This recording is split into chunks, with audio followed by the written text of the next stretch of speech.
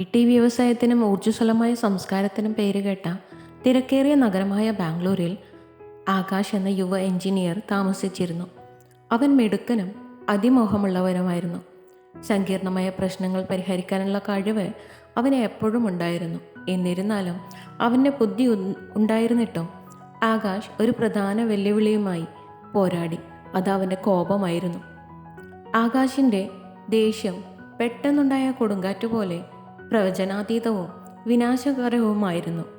ചെറിയ തെറ്റുകളുടെ പേരിൽ സഹപ്രവർത്തകരോട് അയാൾ പൊട്ടിത്തെറിക്കുകയും സുഹൃത്തുക്കളോട് ക്ഷമ നഷ്ടപ്പെടുകയും അപരിചിതരുമായി ചൂടേറിയ തർക്കങ്ങളിൽ ഏർപ്പെടുകയും ചെയ്തു. അവൻ്റെ പെരുമാറ്റം അവൻ്റെ സ്ഥാനക്കയറ്റം നിഷേധിക്കുകയും ബന്ധങ്ങൾ വഷളാക്കുകയും അവനെ ഒറ്റപ്പെടുത്തുകയും തെറ്റിദ്ധരിപ്പിക്കുകയും ചെയ്തു.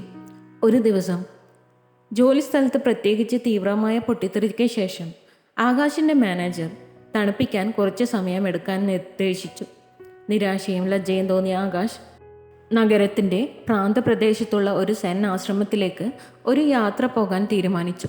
അവിടെയുള്ള സന്യാസിമാർ ആളുകളെ ആന്തരിക സമാധാനം കണ്ടെത്തുന്നതിനും അവരുടെ സ്വഭാവം മാറ്റുന്നതിനും സഹായിക്കുന്നതിൽ വൈദഗ്ധ്യം നേടിയതായി അദ്ദേഹം കേട്ടിട്ടുണ്ട്.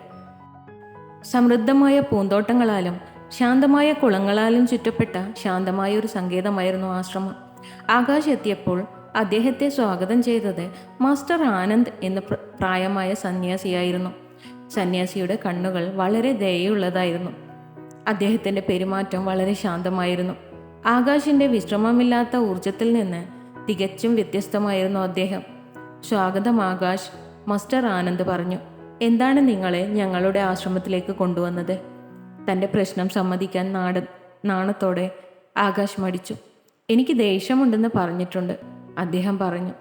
പ്രശ്നം കുറച്ചു കാണാൻ ശ്രമിച്ച് അത് എങ്ങനെ നിയന്ത്രിക്കണമെന്ന് എനിക്ക് പഠിക്കേണ്ടതുണ്ട്. ആകാശിൻ്റെ വാക്കുകളിലെ ഭാരം മനസ്സിലാക്കി മാസ്റ്റർ ആനന്ദ് തലയാട്ടി. കോപം തീയിൽ പോലെയാണ്, അദ്ദേഹം പറഞ്ഞു. അനിയന്ത്രിതമായി വിട്ടാൽ അതിനെ അതിൻ്റെ വഴിയിലുള്ളതെല്ലാം കത്തിക്കാം. എന്നാൽ നിയന്ത്രിച്ചാൽ അതിൻ്റെ ഊഷ്മളതയും വെളിച്ചവും നൽകാൻ കഴിയും. നിങ്ങളുടെ ഉള്ളിലെ തീയെ ഉപയോഗപ്പെടുത്താൻ നമുക്കൊരു വഴി കണ്ടെത്താം.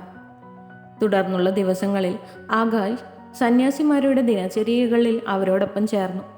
അദ്ദേഹം ധ്യാന സെഷനുകളിൽ പങ്കെടുക്കുകയും മനസാന്നിധ്യം പരിശീലിക്കുകയും അദ്ദേഹത്തിൻ്റെ ആശ്രമത്തിലെ ജോലികളിൽ സഹായിക്കുകയും ചെയ്തു. ശാന്തവും അച്ചടക്കമുള്ളതുമായ ചുറ്റുപാട് അവൻ്റെ പ്രക്ഷുബ്ധമായ മനസ്സിനെ സാന്ത്വനപ്പെടുത്തി. ഒരു സുപ്രഭാതത്തിൽ ആശ്രമത്തിലെ താമരക്കുളത്തിനരികിൽ ധ്യാനനിരതനായി ആകാശത്തിന് ശ്രദ്ധ കേന്ദ്രീകരിക്കാൻ കഴിഞ്ഞില്ല. അവൻ്റെ ചിന്തകൾ ദേഷ്യവും നിരാശയും കൊണ്ട് പാഞ്ഞു. തൻ്റെ മാനേജറുടെ അഭിപ്രായത്തിൽ അയാൾ അപ്പോഴും അസ്വസ്ഥനായിരുന്നു. ഒപ്പം ആഞ്ഞടിക്കാനുള്ള ആഗ്രഹം അവന് തോന്നി. കണ്ണു തുറന്നപ്പോൾ മാസ്റ്റർ ആനന്ദ് തൻ്റെ അരികിലിരിക്കുന്നത് കണ്ടു. എന്തുകൊണ്ടാണ് എനിക്ക് എൻ്റെ ദേഷ്യം നിയന്ത്രിക്കാൻ കഴിയാത്തത്? നിരാശ നിറഞ്ഞ സ്വരത്തിൽ ആകാശ് ചോദിച്ചു. ഇത് എൻ്റെ നിയന്ത്രണത്തിലല്ലെന്ന് തോന്നുന്നു. മാസ്റ്റർ ആനന്ദ് ഒരു ചെറിയ കല്ലെടുത്ത് കുളത്തിലേക്ക് എറിഞ്ഞു. കല്ല് ജലത്തിൻ്റെ ഉപരിതലത്തിൽ വ്യാപിക്കുന്ന തരംഗങ്ങൾ സൃഷ്ടിച്ചു. നീ ഈ തിരമാലകൾ കാണുന്നുണ്ടോ? അദ്ദേഹം ചോദിച്ചു. വൃത്തങ്ങൾ വികസിക്കുകയും മങ്ങുകയും ചെയ്യുന്നത് കണ്ട് ആകാശ് തലയാട്ടി. ഓരോ തരംഗങ്ങളും ഒരു ചിന്തയെ പ്രതിനിധീകരിക്കുന്നു, മാസ്റ്റർ ആനന്ദ് വിശദീകരിച്ചു. നിങ്ങളുടെ മനസ്സ് പ്രക്ഷുബ്ധമാകുമ്പോൾ അത് കുളത്തിലേക്ക് എറിയുന്ന കല്ല് പോലെയാണ്. അലകൾ പടർന്നുകൊണ്ടേയിരിക്കും, അരാജകത്വം സൃഷ്ടിക്കുന്നു. പക്ഷേ നിങ്ങൾ വെള്ളം കെട്ടി നിൽക്കാൻ അനുവദിച്ചാൽ അലകൾ അപ്രത്യക്ഷമാകും. നിങ്ങളുടെ മനസ്സിനെ ശാന്തമാക്കുകയും ചിന്തകളെ പ്രതികരിക്കാതെ കടന്നു പോകാൻ അനുവദിക്കുകയും ചെയ്യുക എന്നതാണ് ഏറ്റവും പ്രധാനപ്പെട്ട കാര്യം. തൻ്റെ കോപം കല്ലുപോലെയാണെന്ന് മനസ്സിലാക്കിയ ആകാശ് ശ്രദ്ധാപൂർവം അതിനെ ശ്രദ്ധിച്ചു.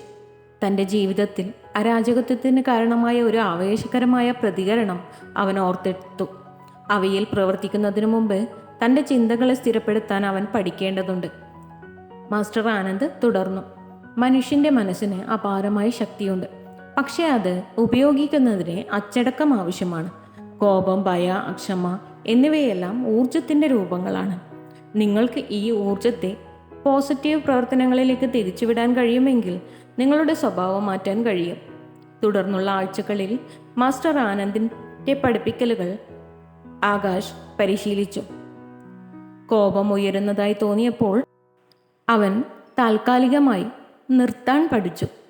ആഴത്തിലുള്ള ശ്വാസമെടുത്ത് മനസ്സിനെ ശാന്തമാക്കാൻ അനുവദിച്ചു.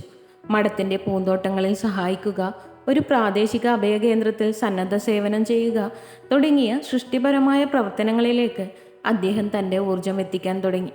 പതുക്കെയാണെങ്കിലും ആകാശിൻ്റെ സ്വഭാവം മാറാൻ തുടങ്ങി. അവൻ കൂടുതൽ ക്ഷമയുള്ളവനും കൂടുതൽ മനസ്സിലാക്കുന്നവനും മറ്റുള്ളവരോട് കൂടുതൽ അനുകമ്പയുള്ളവനുമായി തീർന്നു. അവൻ്റെ സഹപ്രവർത്തകർ വ്യത്യാസം ശ്രദ്ധിച്ചു. അവൻ്റെ ബന്ധങ്ങൾ മെച്ചപ്പെട്ടു.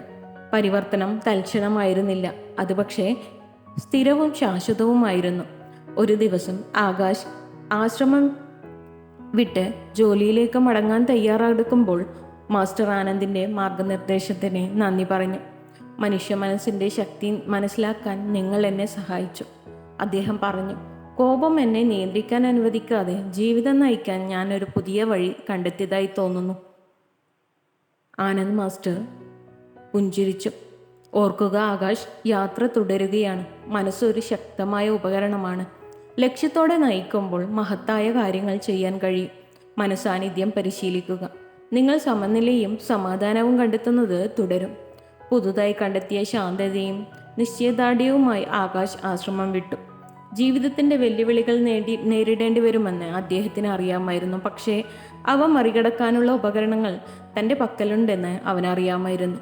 തൻ്റെ ചിന്തകളെ നിയന്ത്രിക്കുകയും ഊർജം വഴിതിരിച്ചു വിടുകയും ചെയ്യുന്നതിലൂടെ മനുഷ്യ മനസ്സിൻ്റെ യഥാർത്ഥ ശക്തി തുറക്കാൻ കഴിയുമെന്ന് സെൻ പഠിപ്പിക്കലുകൾ അവനെ കാണിച്ചു കൊടുത്തു.